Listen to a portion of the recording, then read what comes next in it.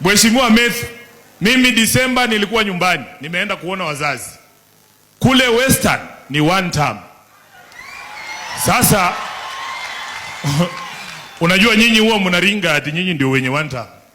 Nataka kuwaambia kama katibu mkuu wa chama cha ODM, maeneo yote ambayo yalikuwa naunga baba Raila Amolo Odinga yamechoka na Kasongo. Wote wamechoka na Kasongo. Nimeingia hapa, nilikuja mapema kidogo, nikapata fursa kukutana na watu wanachuna majani chai hapa. Wananiambia vile Makasongo ameingililia mambo ya majani chai hapa mpaka ameharibu soko ya majani chai. Soko ile mlikuwa mnapeleka Sudan kwa sababu ya hii vitu yake imeharibika, hakuna. Ile mbolea badala ikuje Julai inakuja Disemba, ama nilikuwa naambiwa uongo? Nimeambiwa mnaletewa hapa sheria waongeze ushuru kwa majani chai, sijui management fees, sijui nini.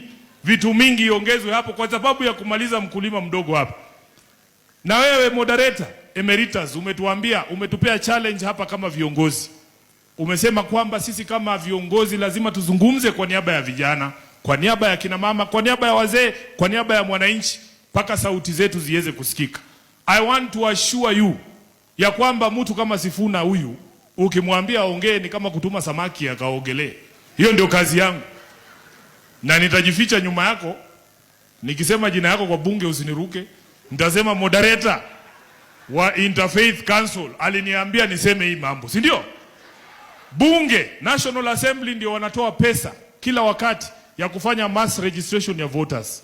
I want to assure you moderator, wakati mass voter registration itatangazwa, sisi vijana ambao umeona tukisimama hapa mbele ndio tutaongoza hiyo sherehe ya kuhakikisha vijana wetu wote wanachukua kura. Tutakuwa pale. Huko Nairobi wanajua Sifuna ni waziri wa sherehe. Unisamee moderator.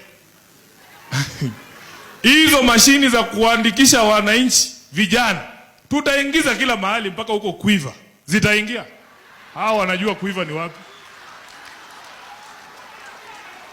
Kwa sababu project ya kupeleka Kasongo nyumbani haitaki mchezo. Lazima tukue deliberate about it and we are going to rescue this country. Na mtu asiwadanganye hapa ati sijui nini. I want to say any person can build a road.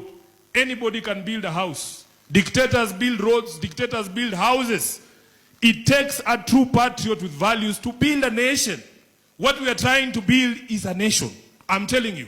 Mtu ambaye anaheshimu demokrasia bado anaweza kujenga barabara. Mtu ambaye haui vijana bado anaweza kujenga barabara. Kwa nini mna insist huyu mtu ambaye anaua watu aendelee? Mimi najua Kenya hii it cannot afford another 5 years of William Ruto. It cannot afford another year of William Ruto.